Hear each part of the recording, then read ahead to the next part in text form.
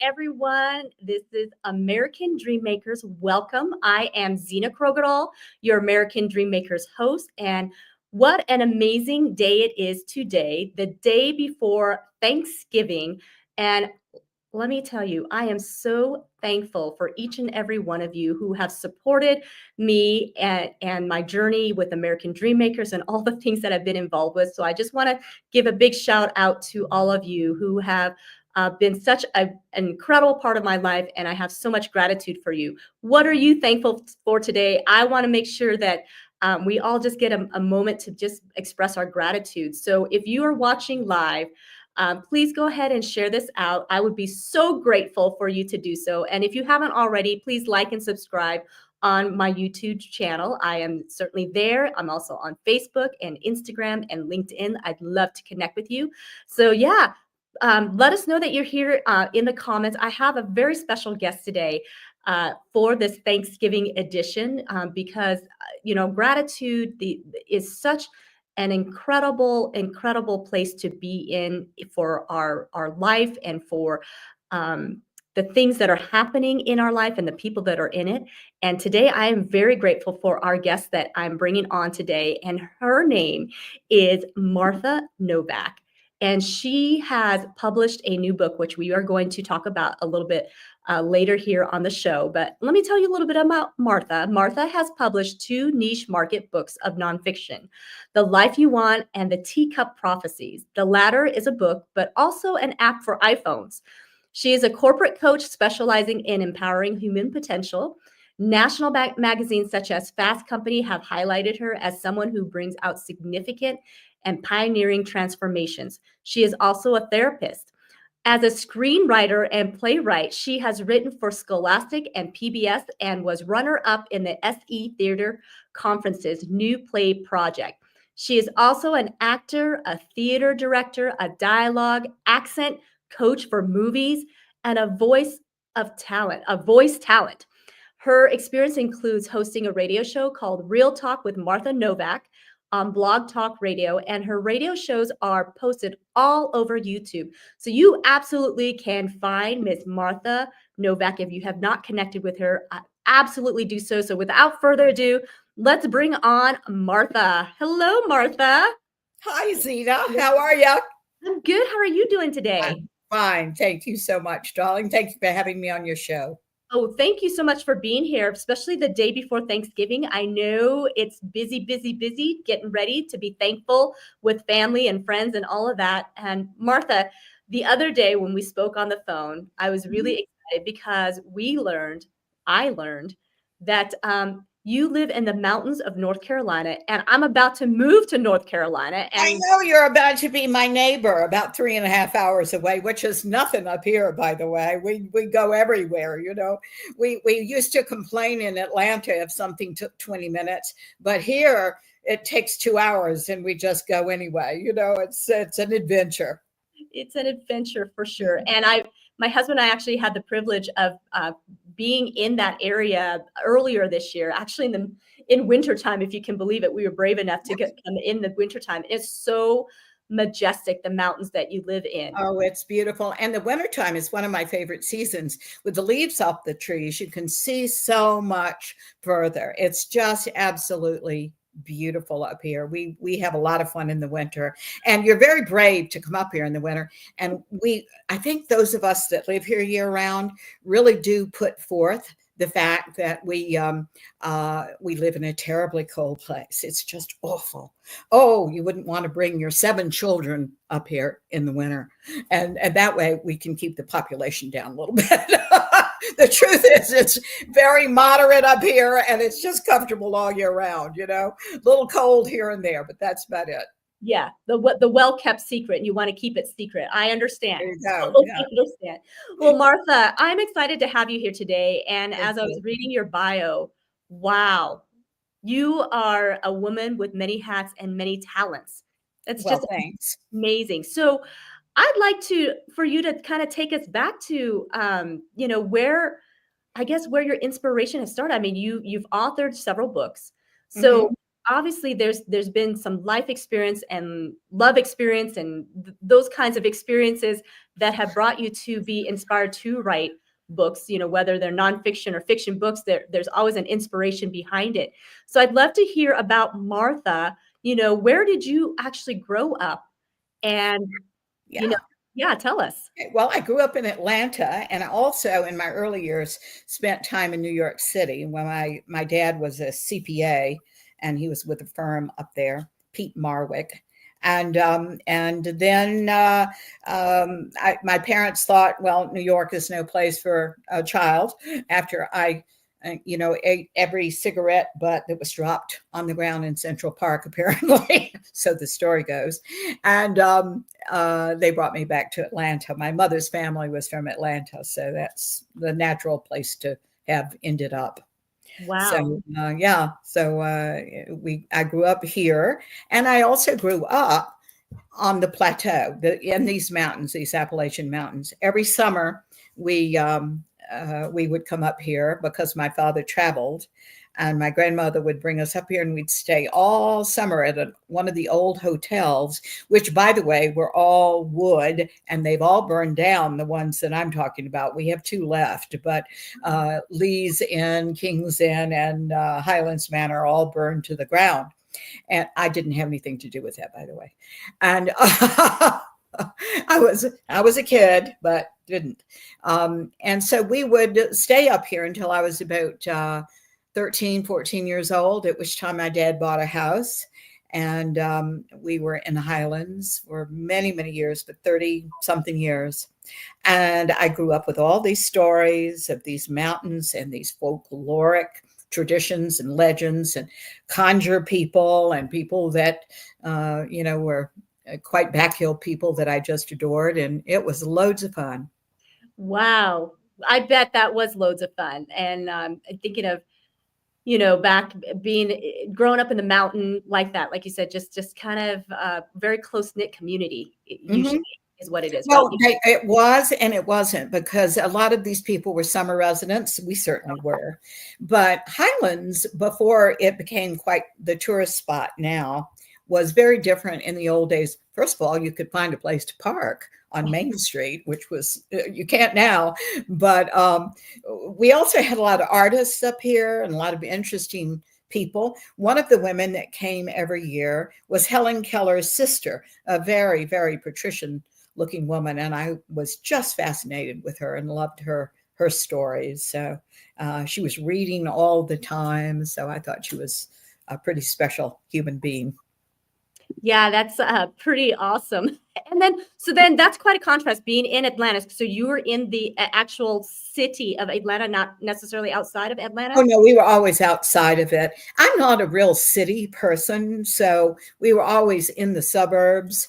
And but about 10 years ago, my husband is Austrian, by the way, Zena, and he thought he might want to live on a lake. He didn't tell me this until about several years into our marriage. And so we started looking, and I always had this particular place in mind, and brought him up here last after he'd seen everything else, and he fell in love with it. This area very much reminds you of certain parts of Austria. So he just adored it. So that's really how we got up here permanently. And that was about 9 or 10 years ago. And then we just stayed and found less and less use to go back to the city. And so we sold the house and moved up here. Wow. Very cool. That's so exciting. And I'm like you. I've not ever been like a metro city kind of gal. I grew up in a mountain town as well, Flagstaff, Arizona. Oh, did you? That's interesting. Yes. And so the mountains always call me. I mean, I love the beaches too, but there's something about the mountains that's so peaceful and calming and inspirational. It's wonderful. It absolutely is wonderful, unless we have a hurricane like Helene. We used to think, honestly, Zena, that we were very immune to hurricanes and tornadoes and things. But with the weather changing, we have found we had 2 hurricanes in the spring. I mean, not hurricanes, tornadoes in the spring, small ones, but they did about 6 miles worth of damage up here. So it's really shocking, this weather that we're having now. We used to have really violent thunderstorms when I was a kid, but I don't remember anything like what we're having these days. So interesting. Hi, Cynthia. Thanks for being here. Hi, Cynthia. Hi, darling. How are you? Yeah, happy Thanksgiving, Cynthia. What Absolutely. Are you doing for Thanksgiving, Cynthia? Martha, speaking Yes. of Thanksgiving, I do want to get back to your story a little bit, but speaking of Thanksgiving, I know we can hear the dog, in the back just wanting to have some fun here. Okay. And I think that's great. That you're getting ready for Thanksgiving. You've got friends, you've got your pets, and they're all excited. So just tell me just a little glimpse. I know usually traditional Thanksgiving, we have turkey, mashed potatoes and stuffing and all that good stuff. Is there anything that you particularly love to do for Thanksgiving that other people do not have on their table? Well, this coming Christmas is really special for us because Michael's daughter and son, who are Austrian, everybody's Austrian, are coming from Vienna, Austria to see us. So they like a traditional Thanksgiving spread, with a big turkey, and my son-in-law is a gourmet cook. So, but he said, I'm going to leave the turkey to you. So I'm a good turkey cooker. I can do that. But we will do a big blowout then. So I decided not to do a big blowout for Thanksgiving. We're going to have brisket, and we're picking up some brisket, because brisket's hard to cook, I think, and it takes a long time. So we're picking it from a local smokehouse. So I'm doing it pretty easy this time. But I have a funny story about an American fair. When I first married Michael, his mama pronounced, and she's very Teutonic, right? She's dear, but very Teutonic. She's 102, by the way. Anyway, wow. she said, Martha is going to fix Christmas dinner for all of us. And so I said, okay. There are a lot of things in Austria you cannot get, like candied yams and various things. So I packed our suitcases with things I didn't think I would be able to get. We had to go to a turkey farm to get a turkey. They don't have turkeys in the grocery stores. Well, I fixed what they didn't tell me, because she wanted an American fare. I fixed the candied yam with a lot of bourbon and cons in it, and covered it in marshmallows. Mother had never seen a marshmallow in her life. And nobody told me that in Austria, you do not mix something sweet with meat. You don't do that. That is a no-no. So she ragged me for 2 years about that. She said that I had committed the worst flaw. She had forgotten that she'd asked for an American fare. Well, the funny story is, a year later, I contributed to Christmas dinner again, and I fixed a salad, and I wanted it to be real special. So we put hearts of palm, cut up hearts of palm in it. And at one point, she speared one of the hearts of palm and held it out on her fork and said, "What's this?" And all of us, the whole family, went, "A marshmallow." So we got her comeuppance. I thought that was hilarious. So anyway, that is something she never forgave me for. But anyway, well, and everybody enjoyed it. So what the heck? What the heck? And it made it memorable. Obviously, a memorable holiday for everybody. And it is so much fun to blend the cultures, don't you think? I mean, Oh, yes. I love this about our country, don't you? Yes, absolutely. So how did you meet your husband then? Well, my husband was a friend of mine 50 years before. He was in love with my college best friend, whose name was Barbara. And Barbara and I just adored each other, and she took her junior year abroad and fell in love with Michael. But when we were all 20 years old, she called me about 5 days before she was supposed to graduate, because she came back to graduate here. And she said, Martha, I can't explain this. I've got to go. I have to see Michael. I have to go, and I have to go now. I've called a cab. I'm going to the airport. I was floored. It's like, what do you say? You go, okay, no problem. Call me when you get here. Let me know how you are. We were supposed to see each other that summer. And I think we were meeting in Ireland or someplace. So 5 days later, we were all very innocent back then. And 5 days later, she was staying in a boarding house. Michael was in his apartment. And she went down the hall about midnight to wash her hair. She was an epileptic and she fell into the bathtub and drowned. Oh, no. It just was unbelievable. And so at 20 years old, Michael and I experienced that. Her stepbrother, whom I went to high school with, experienced that. Her dad, who only died 2 or 3 years ago at 102 years old.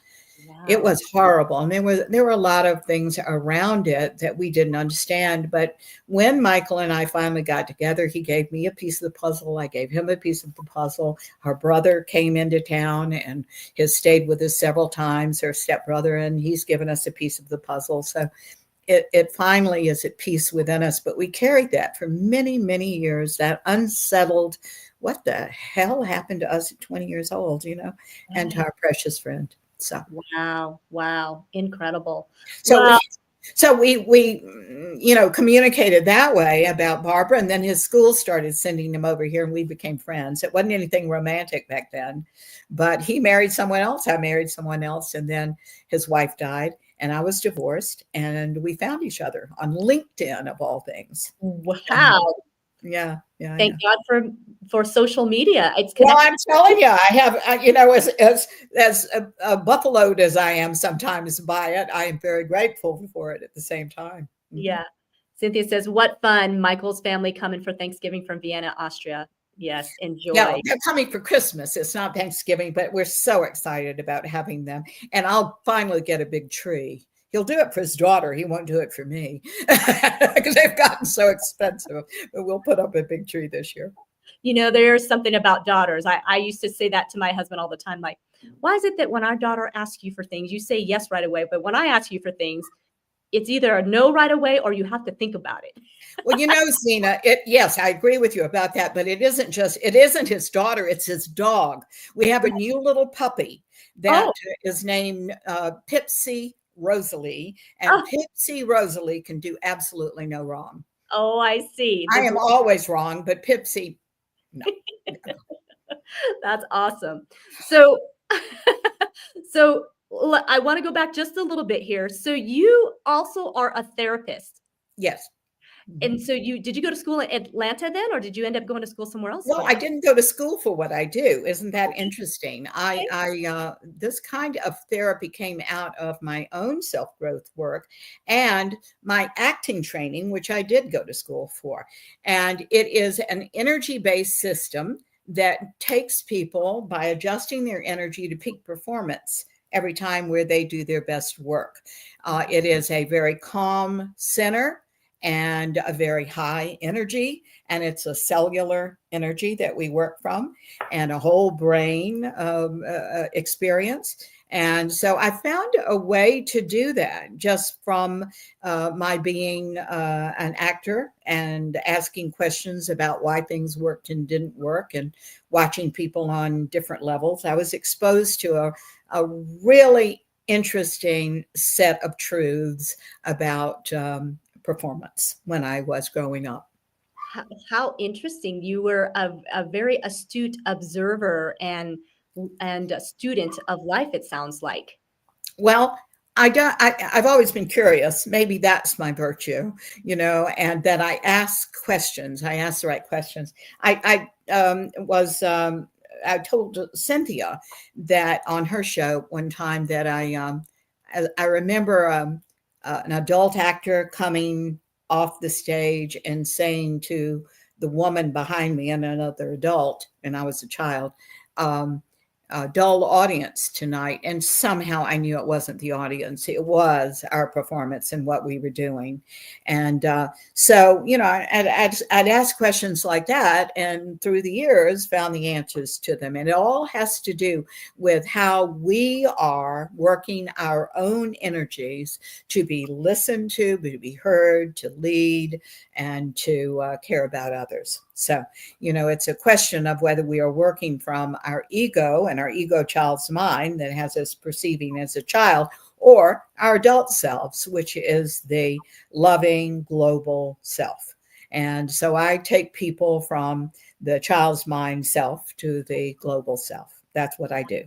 And that's why people become more authentic and reach their potentials. We have a lot of fun. That's fantastic. I'm so glad that you're out there helping others to reach their potential and to Well, you're doing the same thing, Miss Zena, and so is Cynthia. Everybody's doing the same kind of work. That's why we've got a sisterhood going on here for sure. We do. And it's so important to surround ourselves with people who are just as authentic in wanting to help other people, Yes. wanting to help other people reach a place where I guess it comes back to, for me, I know I have that desire because I've had people in my life that have reached out and helped me become the better version of me. And so I want to pay it forward and help others do the same thing. Absolutely. We're not alone in this world. And that's something I think enormous, that we can be enormously grateful for. We're all, when we are children, so self-absorbed, as we should be. But at one point in our adulthood, we're supposed to drop that and realize we are part of a greater whole. And everyone is helping everyone else. If they're in that right mind, you know? Absolutely. So now, so you are a therapist, you are an actress, playwright. I mean, my goodness, you are very gifted and creative. And so you've authored several books, and your newest one is called Blood Mountain. Yes, it is. It's a mystery thriller too. So I have switched genres on this book, and having a marvelous time doing it. And it's gotten a great reception. So I'm really grateful. Yeah. And I want to put on here bloodmountainbook.com. And actually, I'm going to bring up the website for a little bit. So while I'm bringing this screen up, tell us just a little bit about why you switched the genres and what was the inspiration behind this. Well, I think I don't know whether I have switched permanently, but I would like to continue to write in the genre. I'm having so much fun. Hang on a minute. I can reach this book and show you what it looks like. If you'd like, it's this, because there's several blood mountains out there apparently, but that's the one with that kind of iconic house on it. I took that picture of that house and then I sent it to Ken Walls and his wife Jill, and she's the one that did this gorgeous cover. Isn't that beautiful? She does an amazing job. She did an amazing job. It's just really striking. So I think that I probably would not have. I've always wondered, what should I write? What should I write? I'd love to write fiction. How fun to write fiction. I would love to do that because I love puzzles. And I love the mystery thriller genre particularly. And I like it because the world is wacky. You know it is. And I just like to create a good puzzle and always have the miscreants caught at the end in one fantastic way or another. And it's my way of, I guess, controlling a little part of the craziness, So there are two things you can count on. The miscreants will get their just desserts and no animals will be harmed. That's what you can count on in my books, and hopefully a good story. I think it was inspiring me, Zena, to move up here to answer your question. It was moving up here that that created all this. And I thought, I have worlds to write about in these mountains. I couldn't think of anything to write about in Atlanta, but by gosh, up here, I'll never be finished.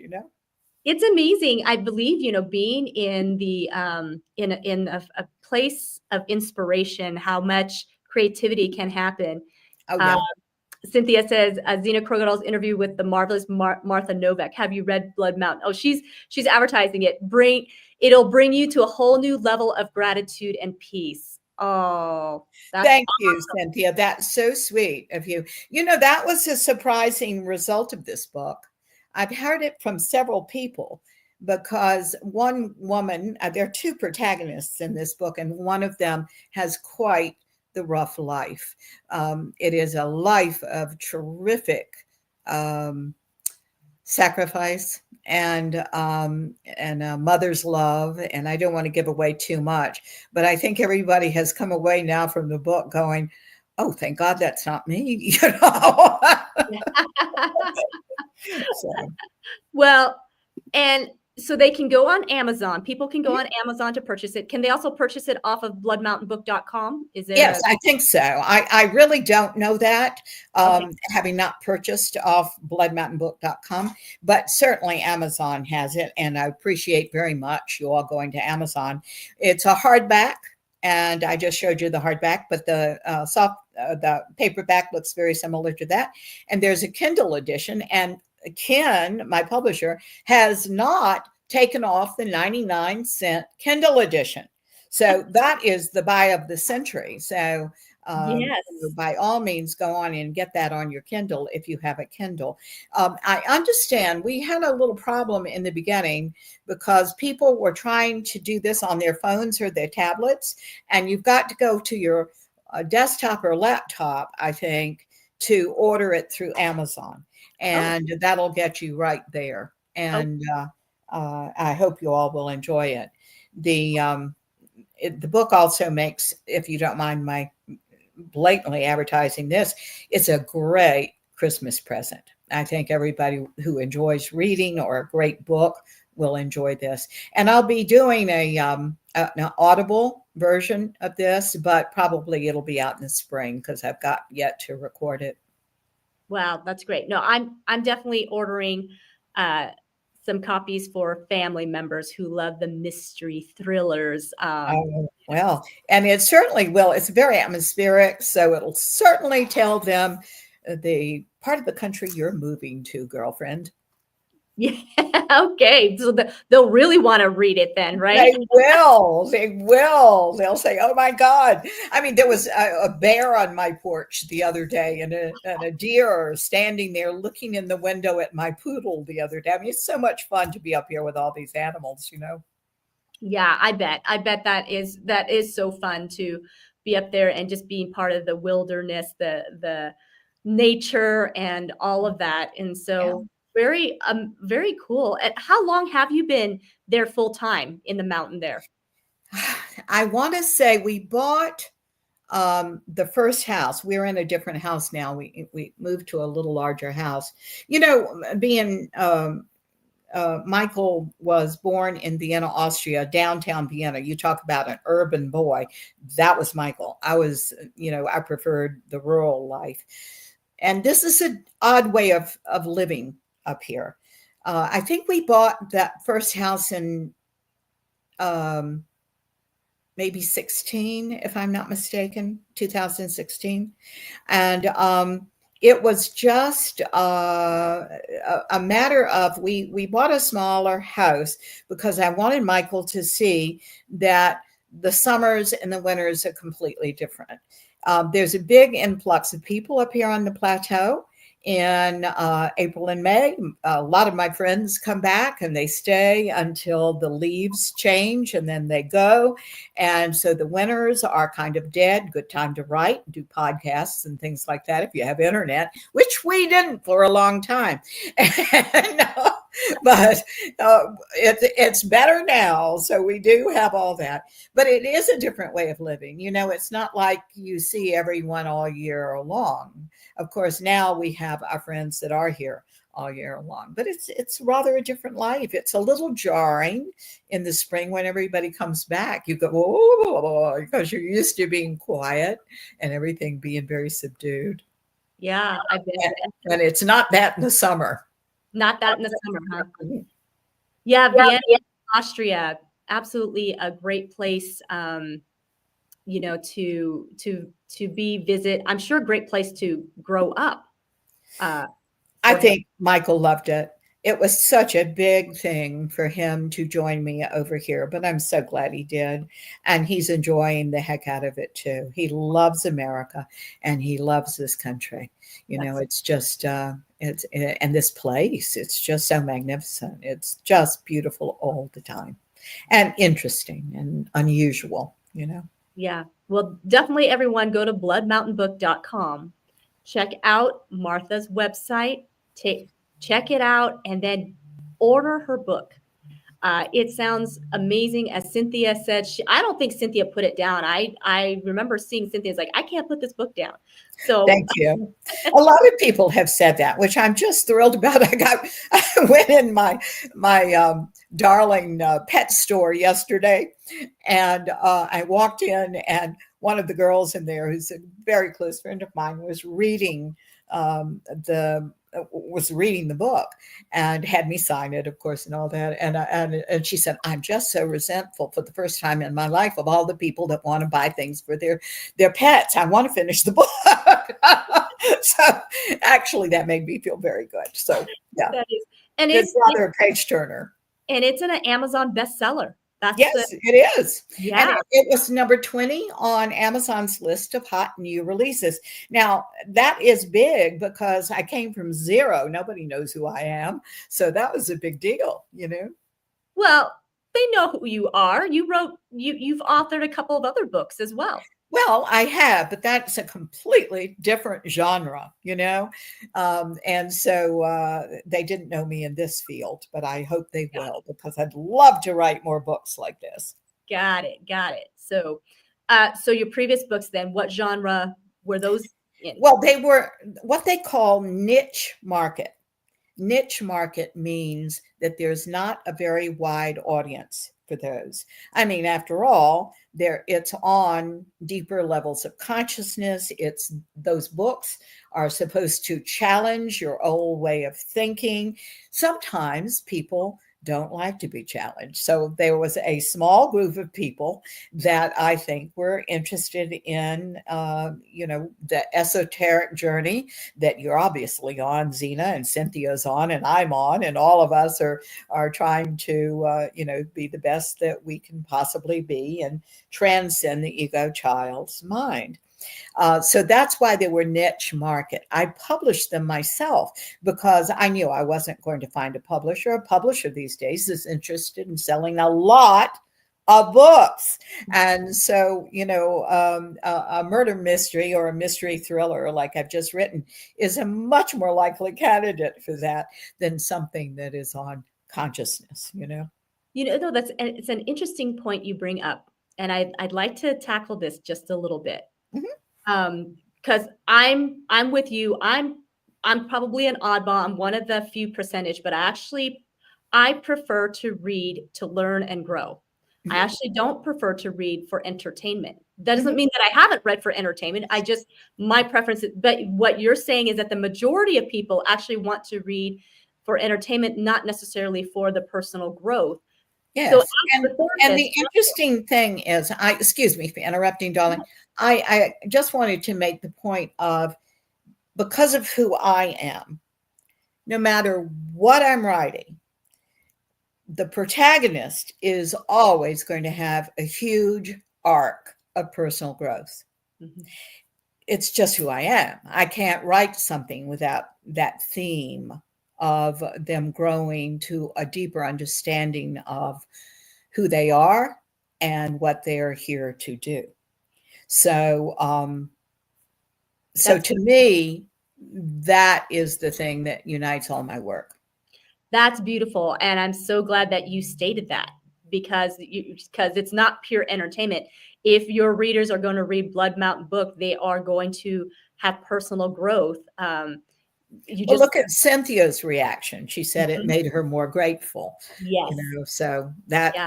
that's lovely. I had no idea. I thought I was writing a great story that had some personal growth in it, but that people are relating it to their own lives and their own loves.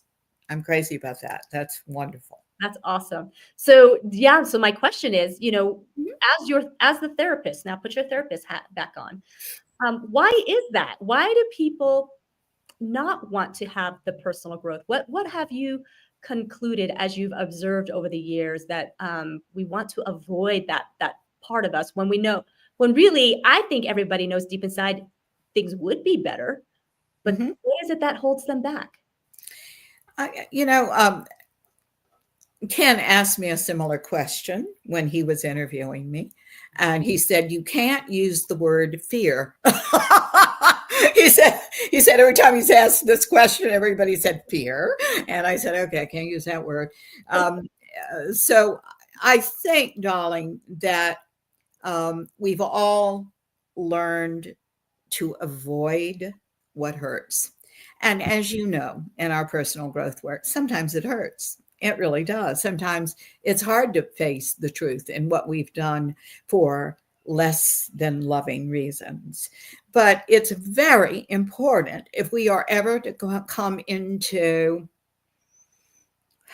right alignment with ourselves, that mentally, emotionally, physically, and spiritually, we are forgiving of ourselves, forgiving of others. We come into a peace where all of those things are compatible now, and and that's extremely important. But in an unaware society, the best thing to do is avoid or blame others or align with a cause that we may think we believe in that expresses our anger because we don't want to take responsibility for ourselves, you see?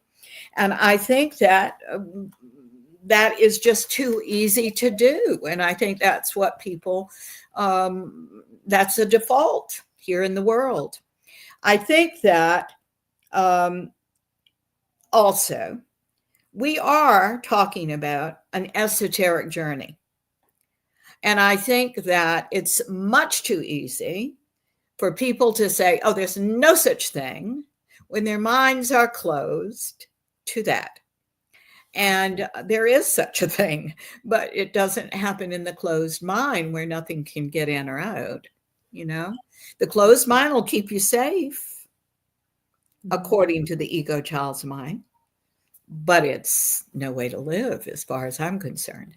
So, way I feel about it is, I'm here for anybody who, and I've just done a podcast on gratitude. My job, a lot of times on these podcasts, is to just make people think differently, about themselves, open their minds a little bit to something beyond. And but I'll never convince anybody of anything until they experience it themselves. So what I'm trying to do always is give people a little more courage to do that, to Mm, experience a little more so they can see it for themselves. so They good. can feel it for themselves. Yeah. Oh, so good, Martha. Oh, I love this. I love that um, you are out there really trying to help people just experiencing a little bit. Like you're not trying to knock them over the head. Boom, come on, Mm-mm. wake up. But that you're just like, hey, have you considered this? Love it. Love it.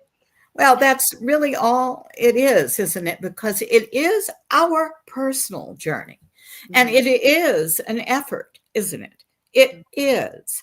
I mean, we may be finding it just fascinating, this discovery of self. And by the way, in the discovery of self, the discovery of everybody else. But the truth of the matter is, it really is our journey. So people have to prove it to themselves ultimately. I am thrilled that they say, I want to think like you. That's marvelous. I want to think like Zena. That's marvelous. The fact of the matter is, well, you have to go on a journey to think like yourself. We can just inspire. Yes. And you had mentioned something earlier that sometimes this journey, there's pain along Mhm. the way. And Isn't there? Yeah. and that ourselves are trying to protect ourselves. Yes. Technically, Yes. I think we have not learned necessarily that we're safe. We're safe in this moment. My favorite quote, and I used it this morning in my own podcast. My favorite quote is, everything is going to be okay if it's not okay. Everything's going to be okay in the end. If it's not okay, it's not the end. So you're going to it. So, let's just keep going, Yeah, love that quote. But the interesting thing is we stop along the way and then we say none of this works. Right. We give up before we see, yes, because it takes time. I mean, it does. Yeah. It's not an overnight thing. You said, what do you think is the problem? Well, honey, there's so many problems. I mean, this is an instantaneous world. We want things immediately, and personal growth and deeper levels of consciousness isn't that. It's just not. Right. No, and along the way, we also will lose a lot of what we've been familiar with too. Mm-hmm. Which is also a natural process. Sometimes we may lose a natural process. Yes, exactly. And so you're right. It can be like, I don't want to change what I have. I don't want to lose the friends that I have. I don't want to change what I'm doing. And so I think you're right. And that moment, it's an interesting thing, Martha. I have found, and let me know if this is what your observation has been. I found that we all experience pain, whether we try to avoid it or not. We all have something in our lives that come unexpectedly, and we can either use the pain to retreat, or we can use that pain to move forward. But from that point on, there's certain things that you can't stay stagnant. There's certain things, pain in life that happen that you have to either go this way or this way, but there's not really much staying the same.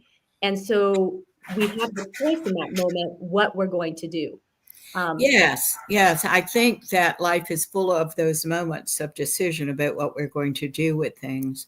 The interesting thing to me is, if you do not move, and one of my favorite quotes about God is an infinite and ever-changing set of truths, always in motion. So if we are not moving with that, if we're not cooperative with that, it causes a great deal of anxiety, because our own bodies say this, you can't stay here. You can't stay here. And it makes us sick, ultimately, sometimes, when we do not listen to ourselves and we do not move on that. But here's the interesting thing. When people start working on that too, guess what it causes? The change itself causes anxiety. But which is the better anxiety, and which is the one that's going to take us somewhere and eventually go away? You see, it is always the movement. God is ever moving. So we must go with, and part of it is bringing up what is really bothering us and resolving it in our minds and hearts and cells, and moving on. Yeah, it is definitely interesting. God is always looking for us to absolutely move and change, because we are, we've been created in the likeness of His image, and and many of us have forgotten what that looks like. Mm-hmm. And we have to get back to that restored state, realizing this is what we were created to be and live and do. So yeah, God Himself is never changing. He's always been that, but He's helping us to really get to that place. And what a journey we are all on. It is really amazing. This is such a journey, and I'm so glad that you're doing this work as well, Zena. This is just fabulous. When you say we are created in God's image, people really don't know what that means. You do, of course. It is that we're all energy. We are the energy of God, known as Zena, known as Martha, known as Cynthia, known as every listener there.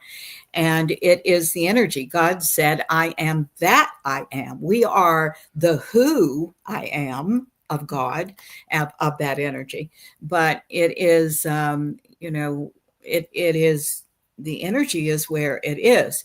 So what does that mean to us when we are involved in the outer and material things all of the time, instead of sensitive and aware of what our energy is doing in the moment, and whether it's even whether we are looking at ourselves through another's eyes instead of really being who we are right in this moment. I mean, there's such power in that, and we find ourselves constantly challenged in this world to be and to think of outer things as powerful, but the real resource is you and all your listeners, and that's just the way it is, and it will never change, and that's God. It's amazing, isn't it? Just amazing. Mhm. And I love that, like I said, that you are out there and you are, I could tell, a very high energy person. Um, Unless you see me in the afternoons. And if I don't have a cup of coffee about 4 or 5 o'clock, it's not a pretty sight. but I love that you are just constantly looking to go. There's people who like they think this is the American dream maker show. So part of the American dream for a lot of people is to, okay, I'm going to work really hard until I get to retirement, and then I'm just going to chill and relax, and that's it. Just enjoy life and not worry about anything else. But I love the fact that you are going beyond that, in that you're like, I am going to continue to pour out and impact lives and enjoy this place in my life that I can write books and still coach and do all of these things. And when you enjoy what you do, I don't think you're looking towards retirement Mhm. because you're enjoying it too much. Is Yeah, that exactly. And I think that we are, I love the name of your shows, it's so exciting. But I think that the American dream for me is the fact that we are in a huge country where I can play with my career. I mean, for heaven's sakes. And in writing, there's no age discrimination at all. Ken didn't care how old I was. He just wants me to write good books, and put puzzles together. And it's we're so lucky to be here.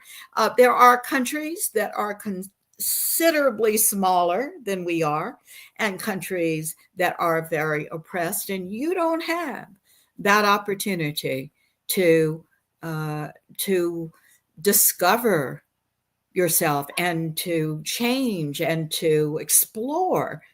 And here you do. And particularly in the arts, you do. And I was very lucky to grow up the way I did, because you do. You learn to reinvent yourself every audition. that's a great perspective to put out there when you're in the arts, that you can pretty much change whatever it is you want to be, for the moment or whatever it is. It really is true. And you know what I love about art? Now, I always would tell this to, I used to have an acting school and teach acting classes. And I would say, here you are never going to be wrong. I can't say you're going to ever be wrong if you're expressing yourself. I will suggest better and better ways to do it, perhaps, but wrong, I will never say that. And you can't say anything is wrong. You may not prefer it. You may not like it very much. It may not appeal to you. It may be offensive to you, but wrong, Yeah. Yeah. it's not wrong. And I grew up, so definitely living the American dream. My parents immigrated from Vietnam, so I was just a baby when we Wow. How yeah, old were you when you say you were just a baby? I was a year old when I A set foot in year American. old. Wow. Wow. That's a different perspective, isn't it? Yes, very Yeah. much so. Yeah. And they ended up, for the majority of 20 years of their life, they ended up in a hippie town, Flagstaff, which I find very interesting that that's where I grew up. And it and here I grew up, kind of that I guess, where my parents were very traditional Vietnamese, but they tried to integrate some American things, but they were mostly Vietnamese. And here I was, an American kid, and I was an American kid. Like friends, were Yeah. Americans, wanted to do things that they wanted to do. My parents didn't really care about prom. Like they wanted to be home at midnight. I'm like, are you kidding me? Yeah. Why? Nobody comes home at midnight on prom. And of course they're like, Vietnamese girls do. Exactly. There is such a cultural difference. So my husband can't understand Halloween, and I love Halloween. It spooks him out. Seriously, pun intended. It spooks him out. He doesn't get it. Yeah. So anyway. Yeah. So yeah. Yeah. It's fun, and that is part of the American life, is that we can blend our cultures in the differences. And you're right. This is the country where people still today want to be Americans, want to come to America. There is no other country that you really can go from zero, starting over at zero and making something out of yourself if you put the work into it. That's right. The opportunities that have been presented to us as Americans, there's none other like it. And the world knows it. That's why people are trying to cross the borders, all the time, because they want the land of milk and honey, basically. I know we're not the land of milk and, but you know what I'm saying. Yes. We're not perfect, but we do have opportunities here that are amazing. Yes. And you Ken asked too, what stops us? And I say us. We stop ourselves. But really, I mean, that's I'm trying to remember this. You made me think of an old radio show that I heard one time as I was channel surfing, and a man was trying to help a man who had been laid off. And I think this was in about 2008, when that big recession, he had been laid off.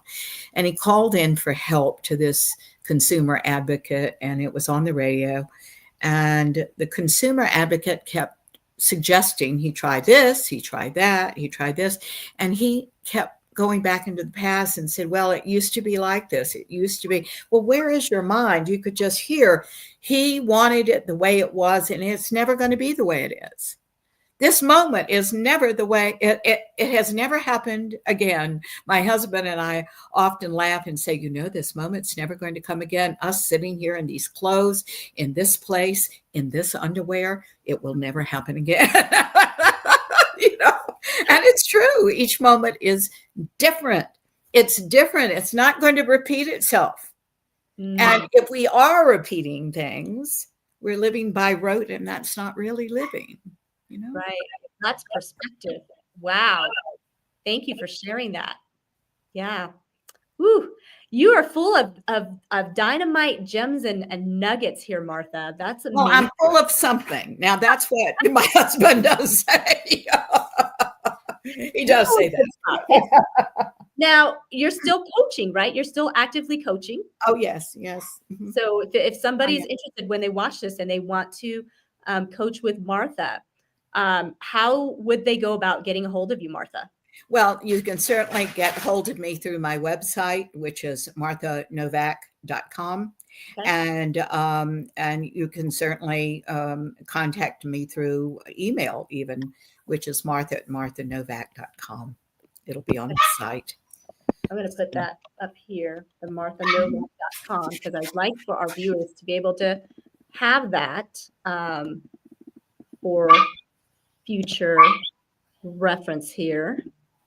And we'll get that scrolling a bit there, marthanovak.com, bloodmountainbook.com, bloodmountainbook.com, marthanovak.com. You guys, seriously, get in contact with Martha, because she is a dynamite wealth of knowledge and wisdom and experience. And you can tell she is a sweet spirit. She's sweetie, thank you. That means more than anything. Thank you. I feel the same way about you.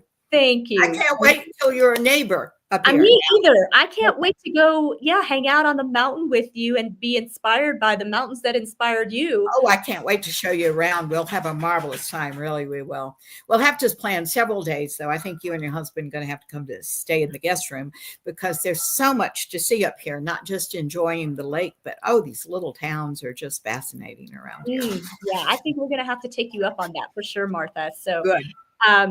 I really enjoy this time. This time always goes by so quickly for me because the conversations that are had on these podcasts, I'm like, it just not enough time. But I know we got to get to Thanksgiving. So before we close up, I do want, just give you the opportunity to share with us what are you most grateful for in your life as you kind of look through 2024?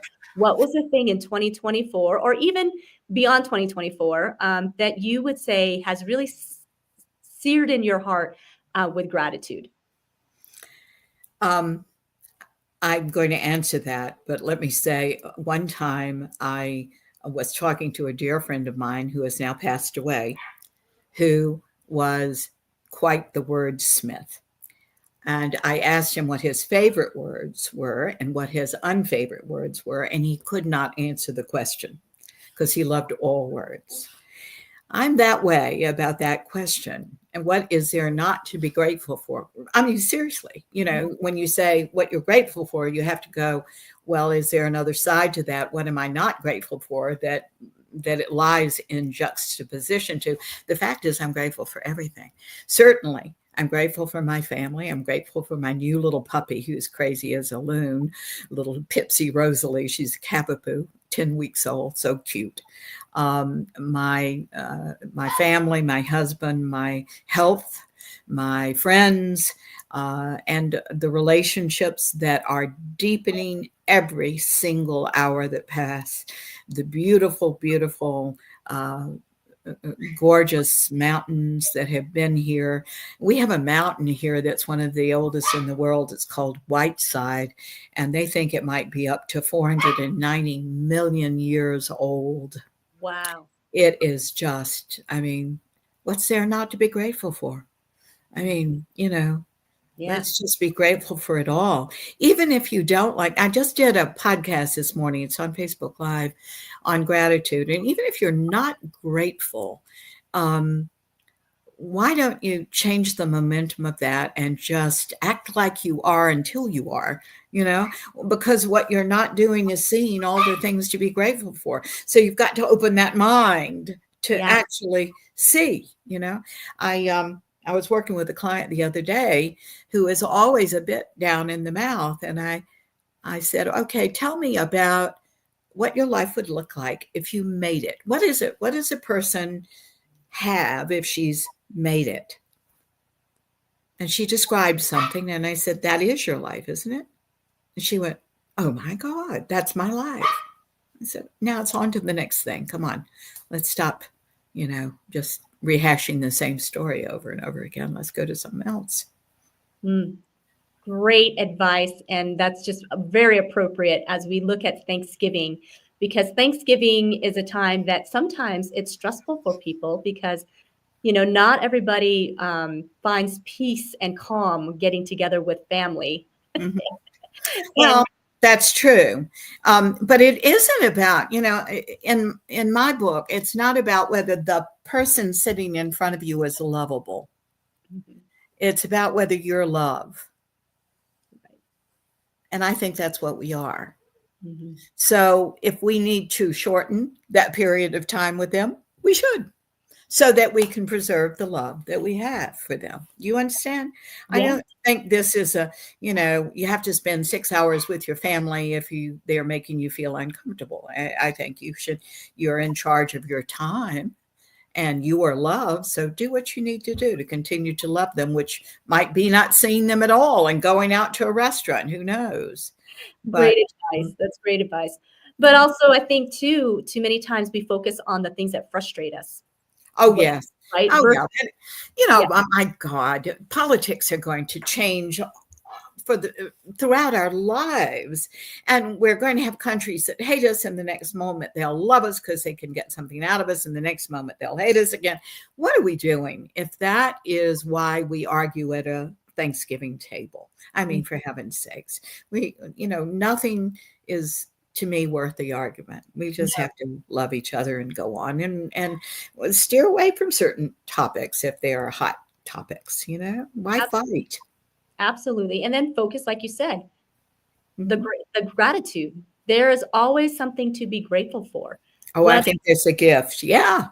Because no matter how crazy your family may appear, they are also the reason why you are the person you are today. And that is enough to be grateful for. You know what? I'm grateful for that crazy uncle. I'm grateful for, because I had one of those too. I think everybody has, somebody, but we learn from each other constantly. If there's always a lesson to learn, if you look for that lesson. Yes. And it's everyone. So they're either there, when they come across your life, when you cross paths in our life here, there's a reason. We have a lesson to learn from each other, and we can choose to reject it, or we can embrace those lessons and allow it to make us the person that we are in this moment. And so, I love that you say that what isn't there to be grateful for, because it's true. No matter who it is, some people are easier to love and some people are more difficult, but it doesn't matter, because we are grateful. We should still be grateful that they are a part of our lives, because they are who make us who we are today. And Martha, you are a lovely woman, and I'm so grateful that Ken introduced us, and that me too. And that I have a feeling we're going to have a lifetime of laughs and stories and more sharing. So thank you. I agree with you. And I can't wait for you to get up here. This is so happy that you're coming to North Carolina. North Carolina is a beautiful place. You'll just love it. And what a culture shock from Arizona. But you're going to enjoy it thoroughly, I promise. We'll make sure you do. Thank you so much. And happy Thanksgiving to you. And to you and to all the listeners today. Thank you. And to Cynthia, too, and all of you. Thank you so much. And thank you for your support of Blood Mountain. It means the world to me. And I hope you enjoyed the book and can't guess the bad guy. Yes, I'm going to enjoy the book. And absolutely, you guys, go out there. I know you're going to do some Black Friday shopping, but get on Amazon and put this on your list for Christmas gifts, because this is a real easy Christmas gift. It's a no-brainer. If anybody likes to read, this is a great book. Yeah, absolutely. Now that you know the author, you definitely want to get this book, because wow, the inspiration behind the words is incredible. Thank you. Okay, well, I'm going to say goodbye for now. Happy Thanksgiving, and we will chat real soon. Yes. Thank you, American Dream Makers, for being here today. And please share this out. If you're watching this on the replay, absolutely share this out and get your copy of Blood Mountain book. It is going to be a very good book. I've already heard great things about it. So you do not want to miss out, and give this gift for sure. And we want to say happy Thanksgiving to all of our listeners and viewers, and thank you for your support.